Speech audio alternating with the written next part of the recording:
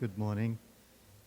It's a pleasure to welcome all of you to the UUP rally. This is really a UUP function. We are happy to host it. We are happy to partner with them. They are, along with the other unions, and I see CSEA is here as well. Thank you for being here, Ali. But I have to start by emphasizing that our partnership with the unions is probably the most important priority I have as president. There is no such thing as Upstate except for the people who work here. And the people, basically, who work here are amazing, 11,000 people who belong to all the unions. It's the union members who have made a difference. So when we needed a diagnostic test for COVID, I just saw Dr. Frank Middleton, a UUP member, walk by, and I'm happy that Fred got to say hello to him.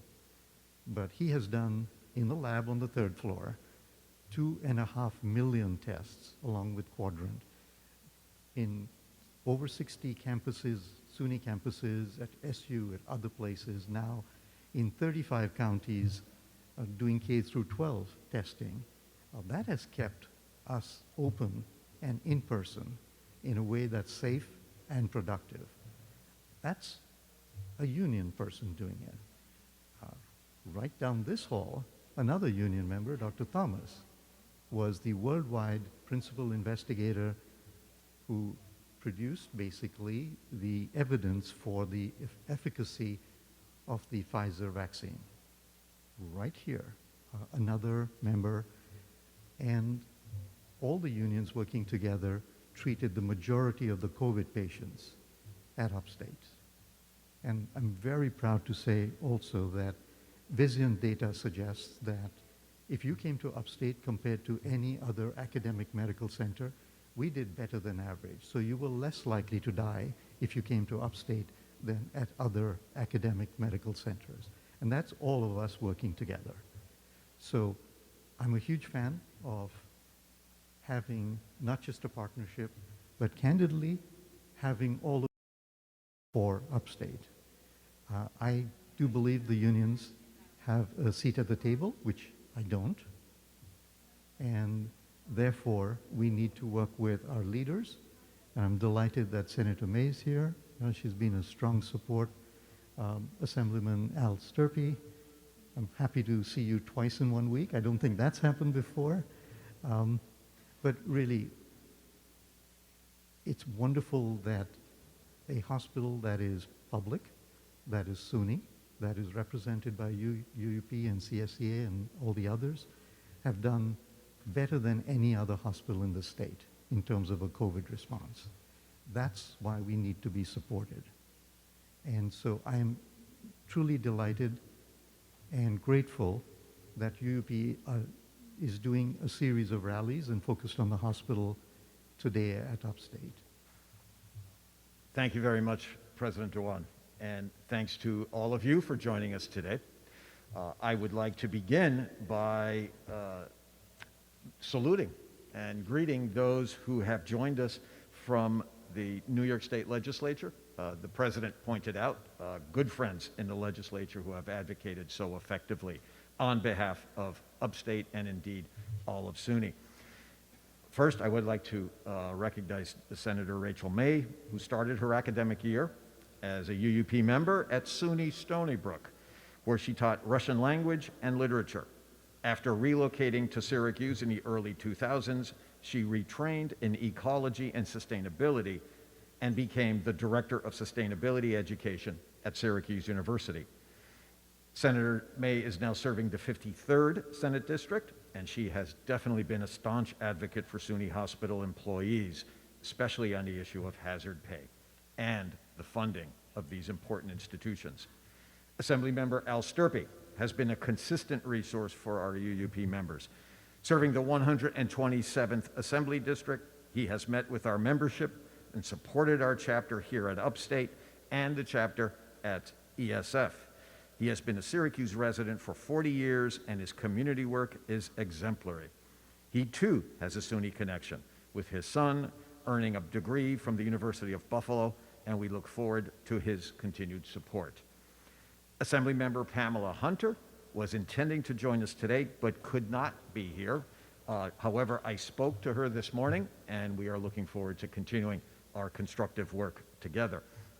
I would also like to thank Craig Swakey from Assemblymember Bill Magnarelli's office, who is with us today as well. We are here with labor allies, and I want to recognize those folks who are in PEF and CSEA, and to thank you, Ali Cottrell, CSEA Local President, Local 615, for our solidarity and our shared work.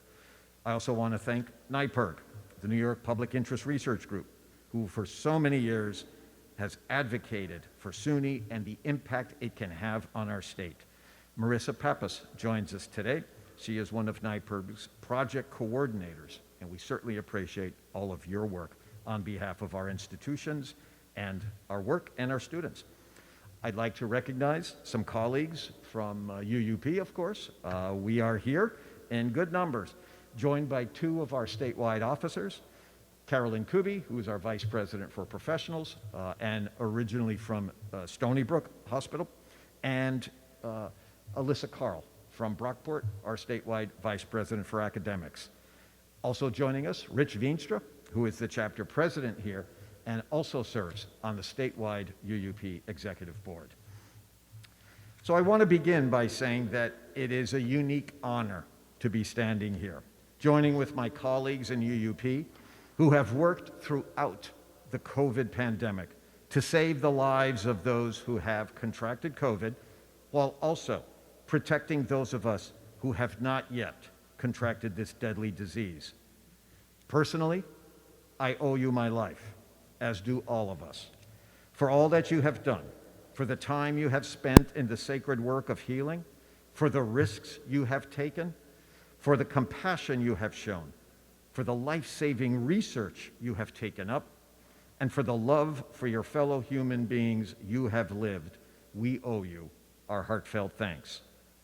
As president of this union, this unique collection of teachers, researchers, public servants, counselors, and healers, I have never felt this kind of honor at any time as in my years as UUP president. I salute you, and I pledge to you that all that I have done, all that all of us have done to advocate for you and your sacred labor is nothing compared to what we will do over the next weeks and months to address the long-standing, urgent needs of this hospital, this place of learning, this place of healing. UUP has been fighting for these public teaching hospitals here in Syracuse, in Brooklyn at Downstate, and on Long Island at Stony Brook.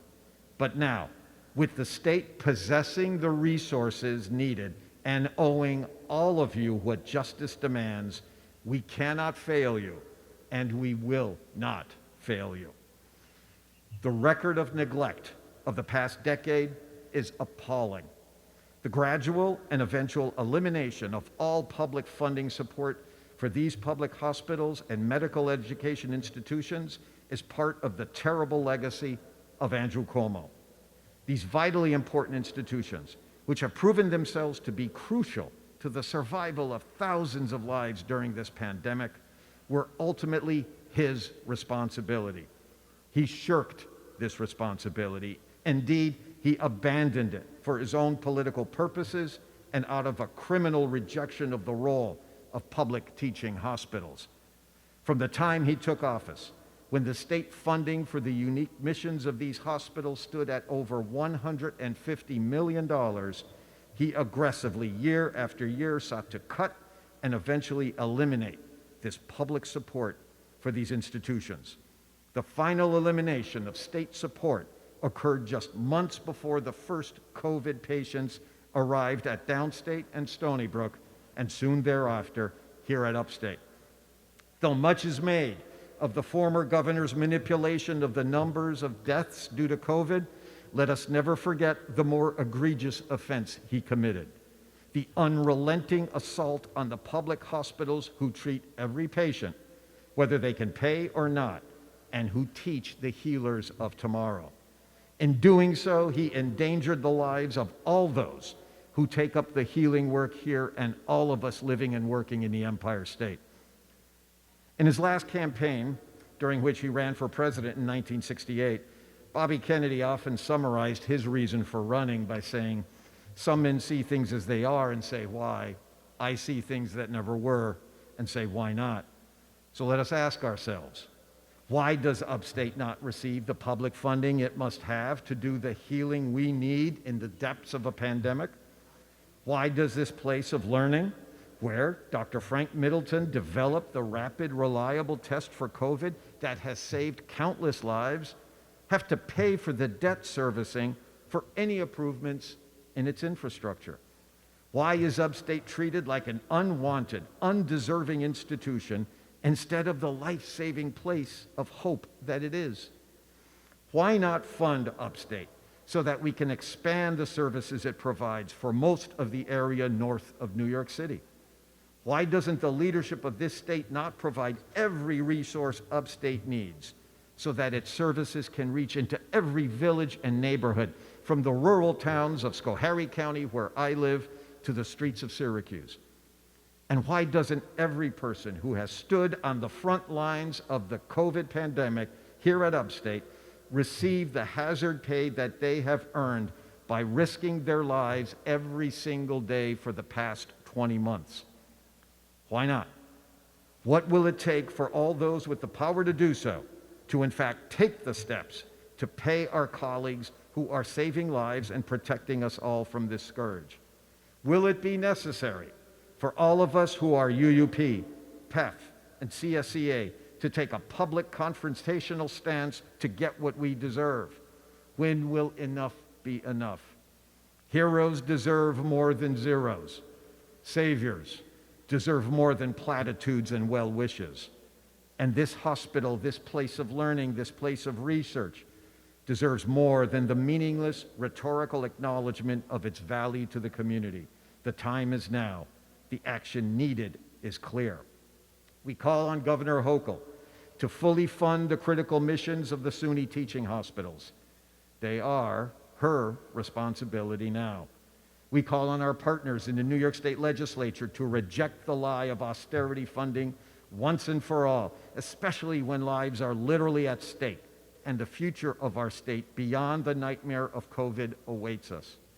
We call on all members of the Upstate communities served by this magnificent place of healing to rise up and demand that the funding needed so desperately comes at last to support the sacred work being done here.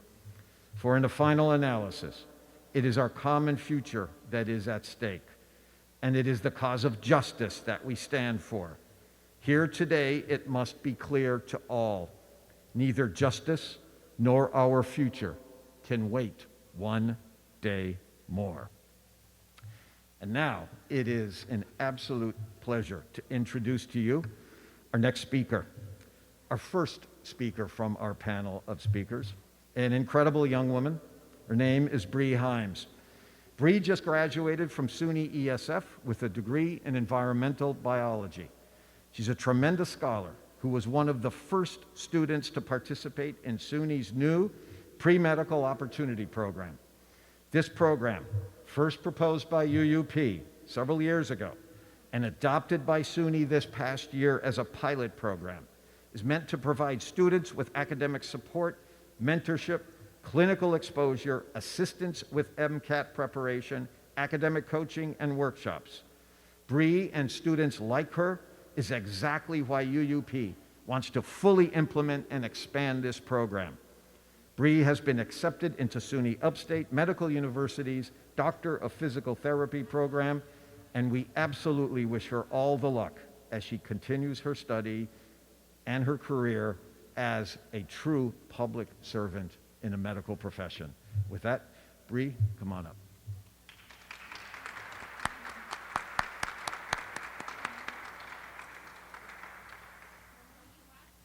Hello, everyone. Being a part of the SUNY's Medical Opportunity Program was a life-changing experience for me. I gained countless relationships with faculty and staff. I made lifelong friendships with my colleagues, and most importantly, I got hands-on experience at the school that I fell in love with, and I'll be starting in June. And fully funded programs help pave the way for underrepresented students like myself to be great and to accomplish my goals and more. So for that, I am truly grateful. It's one of the great honors of my job to represent this amazing institution. It's also one of the challenges because, for all the reasons Fred outlined, it is so frustrating that our state budget does not recognize just how important this institution is, not just to our region, but to the state and the world in this pandemic. I use every opportunity I get to tell my colleagues from all other parts of the state how important SUNY Upstate is, and we'll keep working at it. But I did want to mention one thing that doesn't get talked about very much, and I think it is one of the reasons why it has been embarrassingly easy for the state to keep chipping away at the budgets of these great institutions. And that is because they are in the higher education budget as part of the state budget.